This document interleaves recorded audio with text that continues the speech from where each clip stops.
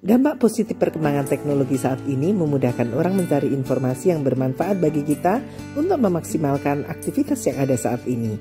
Demikian juga perkembangan makanan dari luar diadaptasikan di Indonesia dengan rasa dan tampilannya disesuaikan dengan lidah orang di sini, menjadikan makanan kekinian berkembang pesat. Assalamualaikum Ibu Sasa. Ya, baik. Silakan Ibu. Halo, nama saya Sasa. Ini usaha saya yang bernama Darin Food. Darin Food itu produknya banyak. Di antaranya yang paling best seller itu kebab. Produknya ada kebab, ada mozzarella goreng, ada takoyaki, ada yang lagi kekinian sekarang Korean food, ada kondok, hotang, hotmie.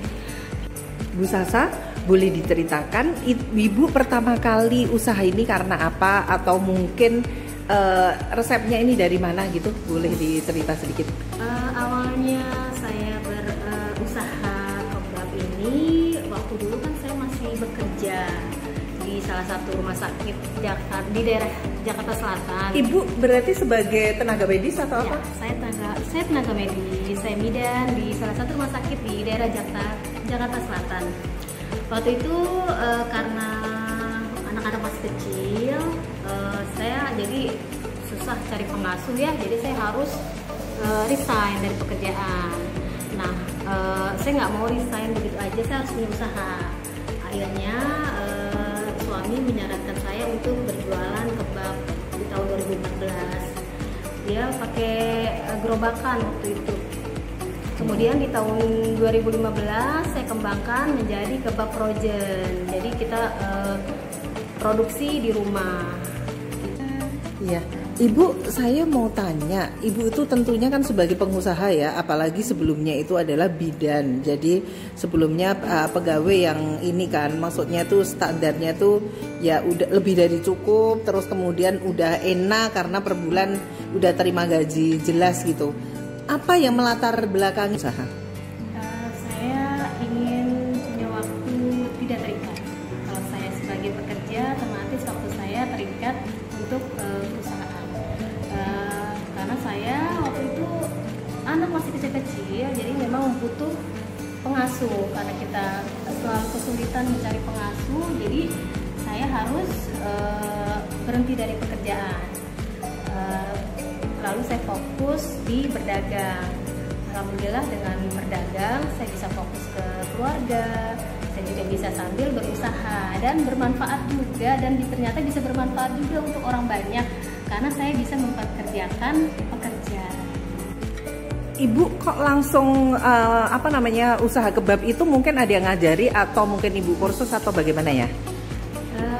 Waktu itu nggak ada yang ngajarin, justru kita belajar sendiri karena waktu itu kan di tahun 2014 itu kebab itu belum banyak ya, merek-merek, hanya merek-merek tertentu aja. Jadi tertarik bikin kebab karena kan simple ya waktu itu, terus kebetulan juga banyak digemari, jadi kita coba dan kita riset sendiri, kita belajar sendiri, kemudian kita cari bahannya, terus kita cari gerobaknya, terus kita buka di Indomaret waktu itu tahun 2014.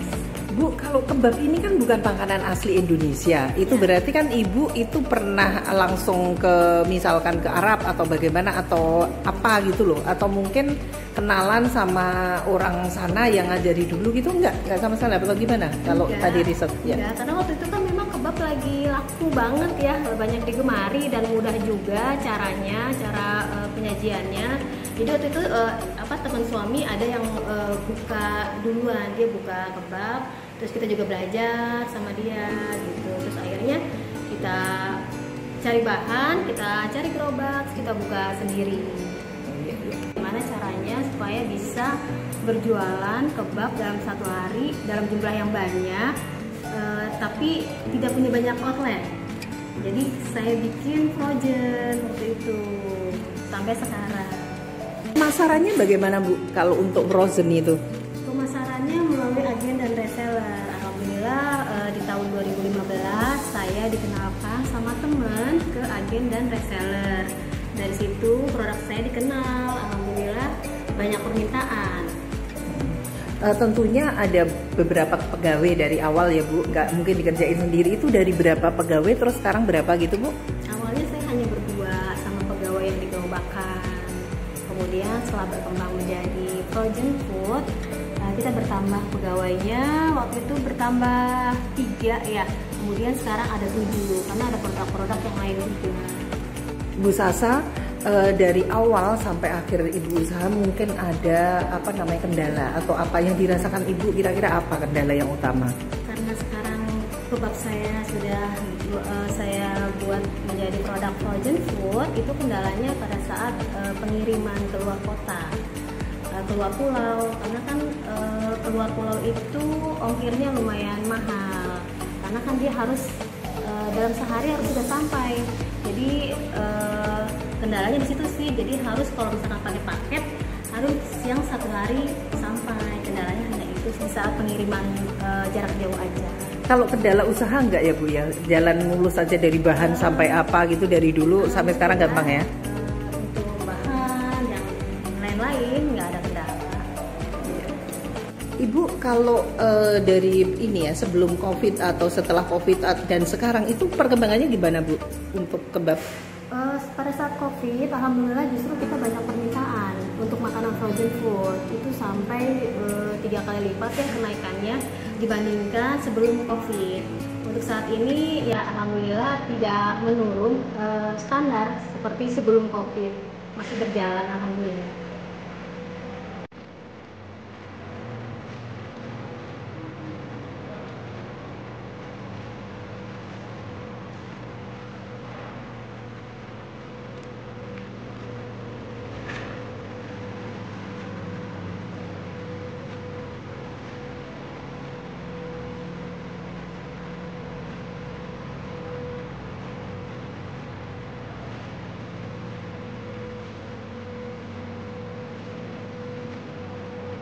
Caranya penyimpanan atau cara masaknya itu selain digoreng tadi, misalkan gimana caranya gitu, mungkin bisa di tip-tipnya untuk biar cepat untuk mengonsumsi ataupun menyimpannya Bu?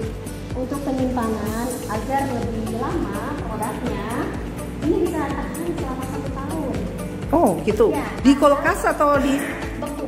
Oh di ini ya freezer ya, freezer 1 tahun ya? Iya. Kalau di chiller di kulkas bawah dia cuma tahan 3-5 hari. Iya. Untuk di luar dia tahan 24 jam. Oke.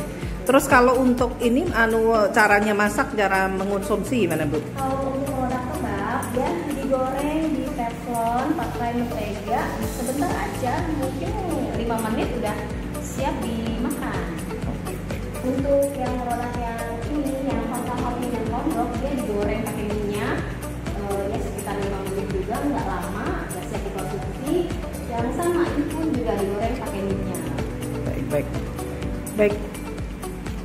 Biasanya kayak gini kan terutama target market ini untuk family atau untuk anak muda atau apa sih Bu produk-produk Ibu itu terutama? Ini untuk semua golongan bisa, semua suka kebab itu, dari anak-anak sampai dewasa bahkan sampai lanjut usia juga suka, karena memang ini makanan ini cocok untuk hidangan keluarga.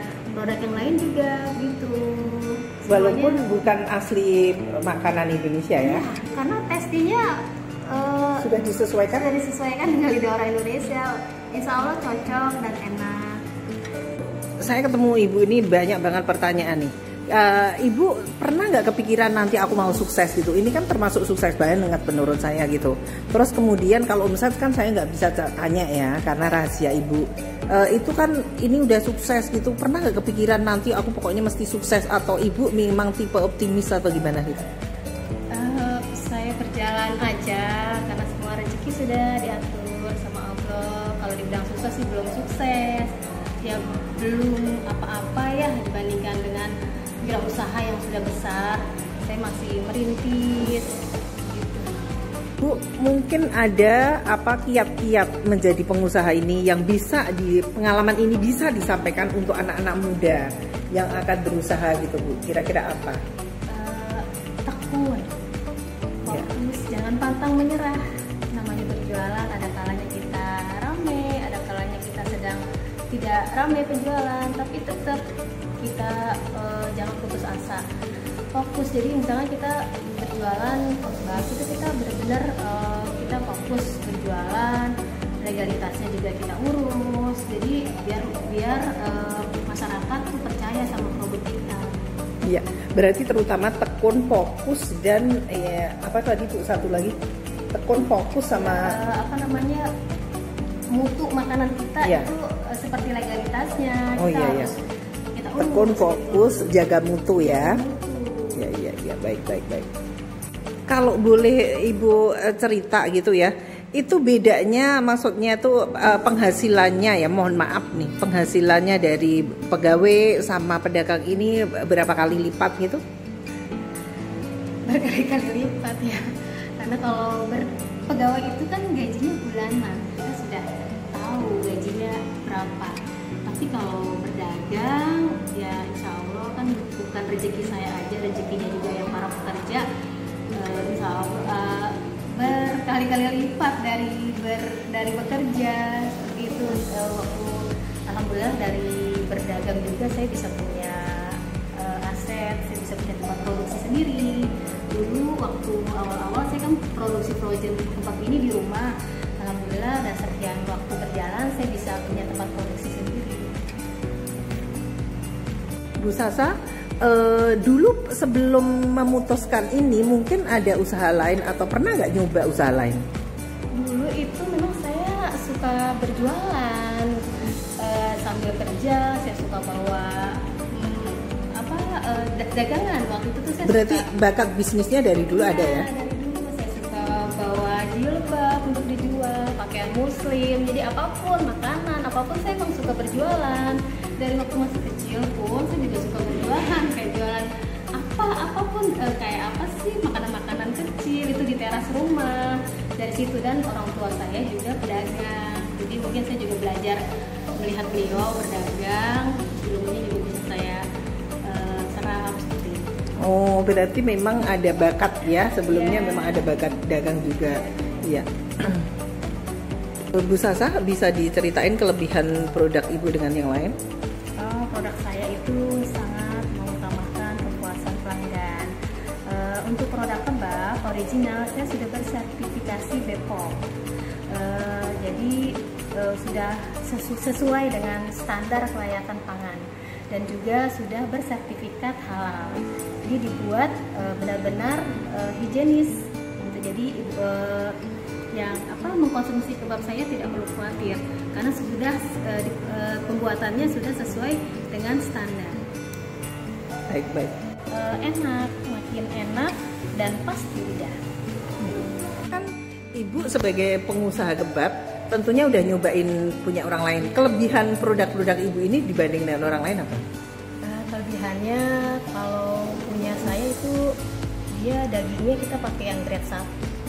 Jadi rasanya dia benar-benar khas banget, kebab Turki. Jadi benar-benar asli rasa kebabnya. Kulitnya pun kita pakai yang bagus juga. Jadi dia nggak terlalu lembek dan nggak terlalu kering, pas kulitnya.